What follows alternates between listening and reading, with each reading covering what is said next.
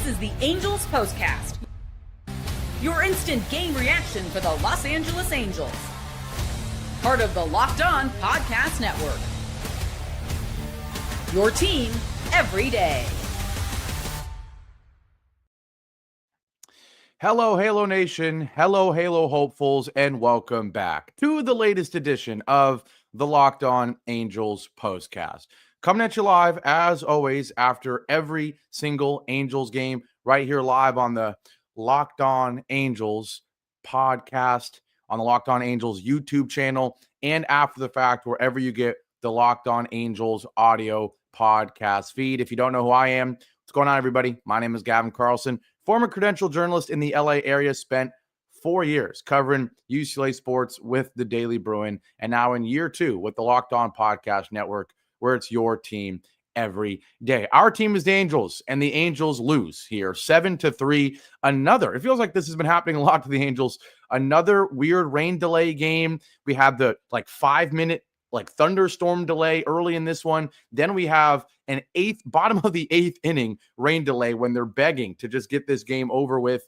In a game that felt like the Yankees were going to win at that point. We do get the second delay.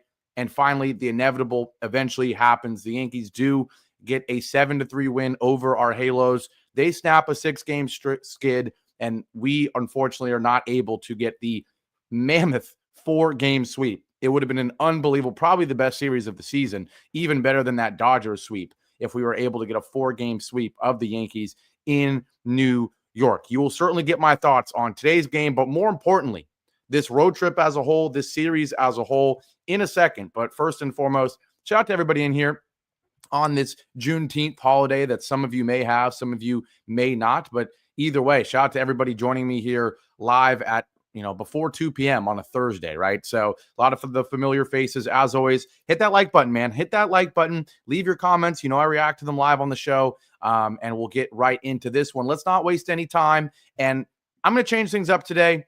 There's not really a turning point. We'll get to a player of the game eventually, but let's get to my opinions on the bigger story here. This is what you'll be talking about. I know it's a post-game show, and I will talk about this game plenty, but based on what the vibe was in the comment section yesterday and what some people are saying right now, I need to get one thing across right now, okay? If you, as an Angels fan, and you know that I respect everybody for any emotions they feel about this team, arguably no fan base has been put through as much as us, right? But if you, as a realistic, serious, reasonable, optimistic, yet, living in reality Angels fan, you cannot be upset about this series at all, right? I think it's an interesting conversation to be had about the road trip as a whole, right? But if there's people in here yesterday saying we need to win this game tomorrow, as in today. You went into New York. I don't care if the Yankees have been struggling. They are more talented than us, period, right? To go in and take 3 out of 4, that is absolutely a successful series, and I will not let anybody tell me otherwise, right? Come on, let's live in reality, right? Now, I'm not even going to waste time on that because that should be something that we can all agree on. The bigger conversation is the road trip as a whole, right? I came into this road trip after what we did against the A's and said 7 games, 3 in Baltimore against a talented but struggling Orioles team, and then 4 against one of the best teams in baseball at Yankee Stadium. If you can go 3-4, in my opinion, that is a successful trip. Someone here were saying it doesn't matter if we're the Angels or the Yankees or the Dodgers. You cannot call any road trip a success unless you win more games than you lose. That is fair. That is fair. I respect that. My take is I see 3 against the Orioles, and I'm like, best case scenario, we win 2 out of 3. And then best case scenario, we split with the Yankees. That was what my thought was coming into it. So that's 4-3. But I'm saying even 3-4 would have been successful. For the Angels to go 3-4 in 7 games, I think it's a success coming into it. But given you lost the first 3 games of the series, there is no way, in my opinion, that this is not a successful road trip. The resilience that was showed by this team, the ability to bounce back from 3 pretty frustrating losses. You lost 11-2 in the third game to get swept by the Orioles. Let's not forget, it wasn't a bunch of close games, a bunch of coin flips. You got blown out, especially in that third game. So to come into this series, were a few of the wins lucky? Maybe. You won 1-0 in the 11th, right? You won yesterday on a Volpe error, right? But what did I say coming into yesterday's game, coming into today's game, and really coming into every single game against the Yankees? If you can make every game against a team that is objectively better than you a coin flip, you've done your job, right? And then what separates this Angels team this year from Angels teams of the past is they're getting pretty lucky, but also showing growth and some clutch genes in those coin flip games, right? Let's not forget this team is well above 500. I think the number at this point is like 14-6 or something in one-run games. And like I said a few shows ago, part of that is luck. I'm not just saying that because I may be being pessimistic or something like that. No matter the team, right? If we were talking about the Dodgers and they were 14-6 in one-run games, even, I mean, there aren't reasonable Dodgers fans. They don't exist on planet Earth, right? But if there was one, they would say, hey, even though we're the most talented team in baseball, part of that is luck. Anytime it's baseball, this is the finest of margins. You win one-run games, there's an aspect of luck there. And there's also simultaneously an aspect of getting the job done, right? Certainly for this Angels team, we have seen signs all season, whether it was at the beginning when we started 8-4.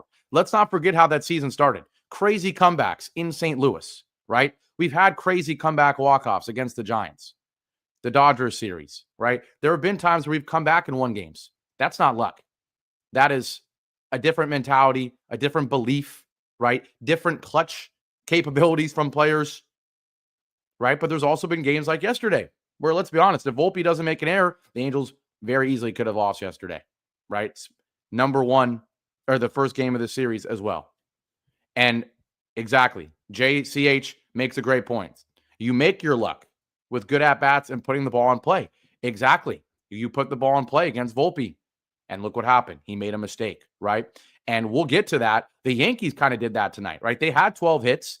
Certainly, it's the Yankees. There's always going to be a home run or two. But they also, especially in the 7th and 8th inning, the 8th inning specifically, they put the ball in play and created their own luck. And we'll get to that, right?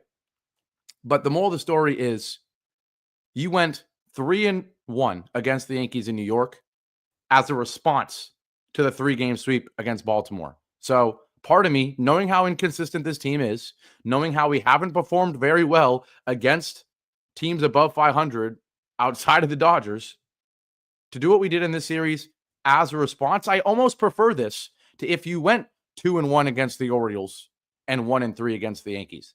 I might have learned more about the team the way we did it, right? By coming back from a 3-game sweep and setting up what could have been, think about it. There is last year, this Angels team probably would have gotten swept by the Yankees in this 4-game series. They would have lost 7 in a row. And again, all the momentum from the sweep against the A's would have been immediately eliminated. Now, you go into this Houston series having more momentum than you would have had if you split this series against the Yankees or lost this series against the Yankees and did better against the Orioles. I think it worked out just fine. I really do. So I felt like starting the show big picture because of some of the comments that were being made yesterday. You know, the point of this show is to interact with you guys. I want to hear your opinions, right? And I want to react to them, right? Nathan is saying we need to go 6-3 in this 9-game homestand. Danny bring up a good point that we're 3-4 against the Yankees this year. Not too bad, right? I absolutely think that is a valid conversation to be had. Vinny here saying we need to go 5-4 on the homestand. Larry saying I'm happy with the 3 out of 4. Optimistic but realistic, right? And Nathan brings up a great point. We have a horrible run differential, which means we're kind of getting lucky, right? So I love your takes. You know I'm going to respond to them. You know I'm going to provide my opinion. And I would love to hear what your guys' thoughts are continuously in this comment section about the 7-game trip and what we've got coming up. I'm going to take my break now because, yes, I have to use the spray that's becoming quite famous on this show the last couple of days. Going through it still. I'm going to do that during this break. And then when I come back, we'll get into more of the nitty-gritty in this game. There were still positives, right? There were still positives. A couple players you wanted to see play well, including one Mike Trout, did play well in this game. You also had some frustrating moments, and you also had some credit you got to give the Yankees for coming through in big moments, especially after the rain delay. So we'll get to all of that after our break here on the Locked On Angels postcast.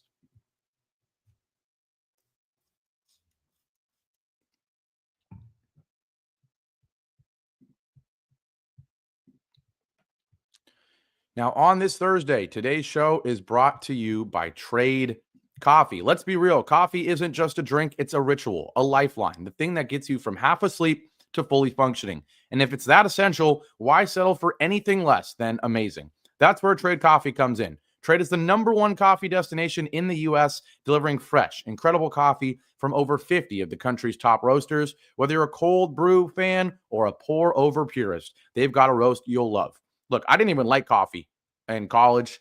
I became a professional, felt like it looked dumb walking around in my office with, Red Bulls and Alani News in my hand. I had to get professional, right? I needed coffee, right? So I took Trade's quiz. It only took a minute. And luckily for me, the first bag they sent me was spot on. I told them how I like things. I like sweet drinks. Call me what you want to call me. But I took the quiz and they nailed it, right? The coffee was fresh. It smelled amazing. And it ruined grocery store coffee for me in the best way. But the good news is if your first match isn't perfect, Trade will replace it for free until they get it just right. It's pretty awesome. So right now, Trade is exclusively offering our customers 50% off your 1-month trial at drinktrade.com/lockedonmlb. That's TRADE.com/lockedonmlb for 50% off your 1-month trial. drinktrade.com/lockedonmlb. And today's show is also brought to you by Gametime. Have you ever decided last minute to head to a ball game with friends or family? I certainly have. Maybe it's a game day and you suddenly realize you want to be in the stands. That's exactly where Gametime comes in. It's the easiest way to grab last minute tickets without the stress. With the money you save on tickets, you can splurge on food, drinks, merch, or even invite a bigger group to come with you. Gametime makes buying tickets fast and simple. Prices on the app actually drop the closer you get to first pitch. And they've got incredible last-minute deals, clear seat views, and a lowest price guarantee that takes the worry out of buying. It's the official ticketing partner of Locked On MLB. And my favorite thing, honestly, is the Gametime Picks feature where it filters out the fluff to only show you the best deals. Why are they going to show you the tickets that people post for 10 times what they should be, right? It's a waste of time. It's all about finding the best deals quick. I literally have used this on the way to games. Before I even have a ticket, I'm already making my way to the venue because I know Gametime is going to come through. So take the guesswork out of buying tickets with Gametime. Download the Gametime app, create an account, and use code LOCKEDONMLB for $20 off your first purchase. Terms apply. Again, create an account and redeem code LOCKEDONMLB for $20 off. Download the Gametime app today. Last minute tickets, lowest price guaranteed. Back here live on the first losing edition in a couple days of the Locked On Angels postcast. Angels 3, Yankees 7 in the Bronx.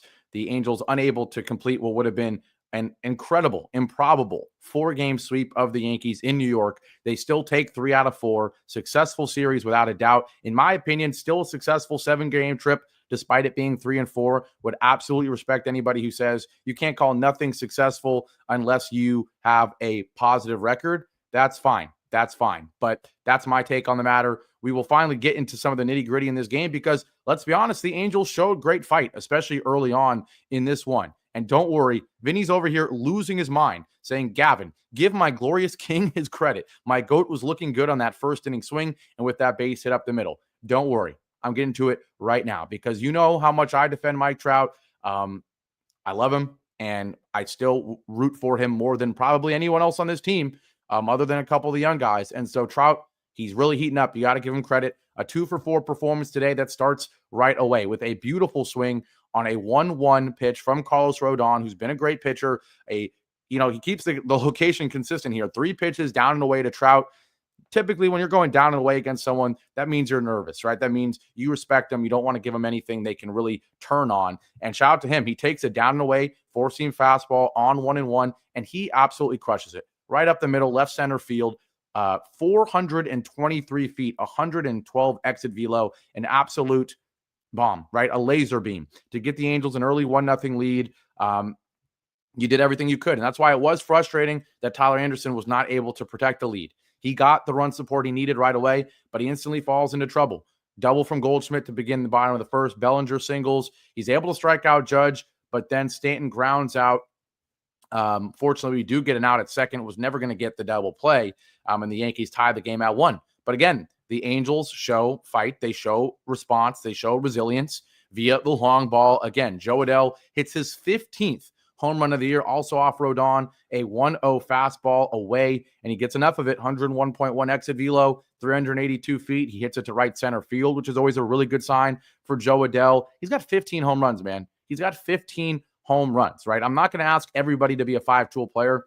Joe Adell at this point is consistently giving you home runs. You can't be mad at it. The OPS is very respectable at 764, despite the average being what it is. The same way Trout's OPS at 789 is very respectable, despite the average only being 236. I mean, if you look at the top-ish half of this order, right, I really just wish O'Hoppe was doing what we know O'Hoppe can do, because then you have a 1 through 6 that's very respectable. Neto, Shawnuel, Trout, Ward, Adell, all in the mid to upper 750s in terms of OPS, right?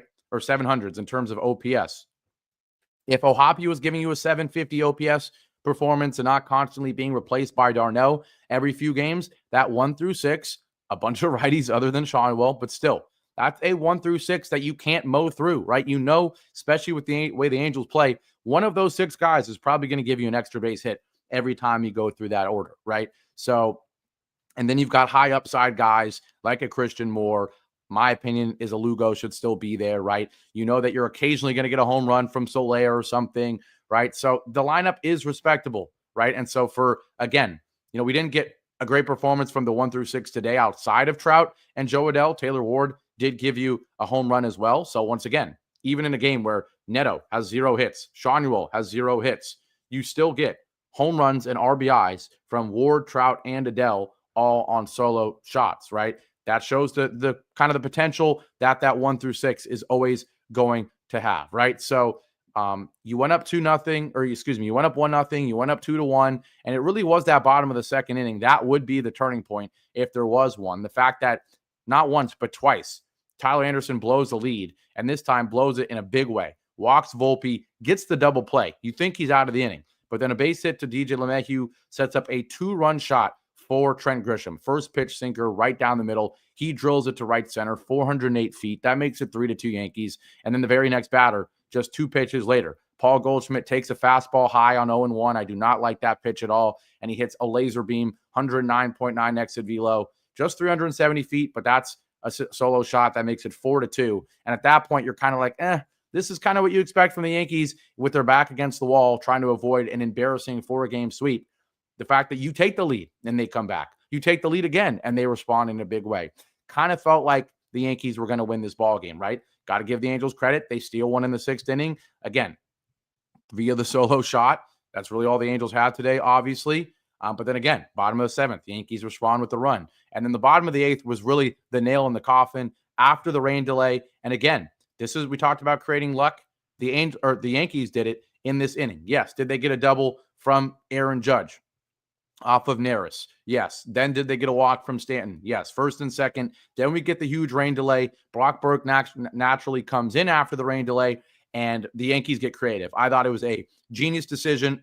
Maybe not that amazing, but it worked out amazingly well for the Yankees. Jazz Chisholm, first pitch after a long rain delay. The dirt and grass is still a little slick. Immediately drops a sack bunt with first and second, nobody out. But it's a sack bunt from a speedy guy in Jazz Chisholm. That's just going to create chaos, right, on the bases. And that's exactly what it did. Brock Burke really did all he could. He couldn't stop the ball, and an infield bunt single from Jazz Chisholm loads the bases. And then ironically, Volpe does to us what we did to him yesterday. Bases juice, just make contact. He hits one right at Christian Moore, and this is a learning decision for Christian Moore, right? You probably have to throw this home, right? At this point, the score is 5-3. You have to protect that lead. Even if you don't get the lead runner, it's worth the risk. He looks at home, but then throws it over to first. Learning decision for him. You're going to have growing pains with a rookie just called up second baseman, right? Especially in a tough spot like this after the rain delay, speed on the bases, all of that. You can argue you made the wrong decision there. The Yankees make it 6-3, but once again, creating your own luck. And then a sac fly from Austin Wells makes it 7-3. At that point, you kind of know that this ball game is over. But still, plenty of positives. 3 home runs in this ball game. An interesting thing came from Danny saying, I would have liked to see Reed instead of Burke. Again, my opinion, and probably what Ron Washington was telling you, is this is the luxury you get to have when you win the first 3 games of a series, is that the Angels are playing a bunch of games in a row. I mean, a bunch of games in a row. I believe it's like 13 in a row or something like that. So you need to save your arms. And you're down 5-3 in the bottom of the 8th. Feels like a game you're probably going to lose. And Ron Washington is probably thinking ahead to that Astros series and saying, what's the point of having Reed come out here? Maybe he pitches a perfect inning, but who cares? We still probably lose the game. Let's save him for tomorrow night when we're trying to win the series opener against our AL West rival, the leader of the division, in a big series for us. I'm sure that was his mindset. I would agree with him on that. This feels like the Yankees had to treat this game like the World Series, right? They used 4 pitchers. They had to have everybody in the lineup, despite it being a day game at the end of a 4-game trip. They needed everybody in the lineup. They had to win this game, right? We did not. And so that's what happens. Sometimes you have to make business decisions. You have to plan for the future. That's what Ron Washington did there, probably by not pitching Reed, and I'm okay with that. I'm okay with that, okay? Now, the whole point is, that decision looks dumb. Me walking around saying I'm okay with a 3-4 road trip looks dumb if you lay an egg against the Astros, right? If you don't lay an egg, then everything I just said, everything that Ron Washington thought of in this game, it's all justified. But if you lay an egg against the Astros in this upcoming series, then none of it matters, right? And so, of course, tomorrow, the beginning of a huge homestand, 9 games at home. Of course, it starts with this series against the Astros. Tomorrow night, first pitch, 6:38. It will be Kikuchi on the mound against his former team, and that is going to be extremely, extremely, extremely interesting, right? So we get Kikuchi tomorrow night, 6:38 first pitch. Saturday night, 6:38, it's Soriano. And then on Sunday, day game, it will be Kyle Hendricks. I'm liking our chances, believe it or not. I mean, the Astros have been playing great baseball. They have been playing great baseball, right? But everything I just said about 3-4 on the trip, all of it, it needs to be backed up here with a 2-1 series performance. That's what I want. I think we have the starting pitching due up to make it possible. Kikuchi has still been quite good in this season. Soriano, ups and downs, but coming off 2 great starts against the A's and Yankees, I think he has settled down, finding his groove. And Kyle Hendricks, we know he's up and down, but he looked really good in his last start. So feeling decent about the 3 pitchers we have against the Astros. Then we've got 3 against the Red Sox. In my opinion, that might be another series that you need to win. And then the Tigers, not the Tigers, day off, on Thursday. And then Friday, you're back at home against the Nationals. You can make the argument it's another series that you should win, right? Are the Angels going to win all 3 series? Probably not. And so that's why my final statement I'm going to make is, if you can win 2 out of these 3 series between the Astros, oh man, and someone just brought up the throat numbing spray, and for good reason. I am feeling it here. But between the Astros, Red Sox, and Nationals, win 2 of those 3 series, calling it a successful homestand, go 5-4 at least in these 9 games, and we'll be having conversations about this being quite a successful month of June, in my opinion, right? You're right there in the middle of the AL West. You're right there around 500. Would love to get one step closer to that. Dare I say, finally break through this glass ceiling and get above 500 for the first time since that 8-4 start. We'll see if they can do it, but whether they do it or not, I will be here. Vinny is saying prediction for someone having a big game tomorrow. Here's my prediction. I think Kikuchi's going to have a good start against his former team. Familiar with the hitters, they're familiar with him. It's going to be two sides familiar with each other. But I'm backing Yusei Kikuchi to have a good start here. That's what I would like to see. And Larry S saying we will win tomorrow, so stock up on that spray. I'm just going to say that spray. I will. It's right here. I'm going to go put it in right now. I need it. I need it bad. But shout out to everybody in here as always. Make sure you leave a like. Make sure you comment your thoughts. If you're somehow not subscribed, hit that subscribe button. If you somehow don't have post notifications on, get them on, right? If you have today off, enjoy it. If you don't, best of luck the rest of your day at work. I'll see you here tomorrow night after what will hopefully be an exciting series opening win against the Astros. Danny leaving us here with a hilarious comment. If Christian Moore hits a home run tomorrow, my ex will be hearing from me. That is hilarious. No better way to end this show. But shout out to everybody here. Long show today. I hope you appreciated it. With the day off for me, I'm going to give you a longer show. But yeah, have a great rest of your day, Thursday. I'll see you back here tomorrow night. Keep your head up, Halos. Big series, win, and still a successful road trip, in my opinion. Take care, everybody. I'll see you tomorrow night.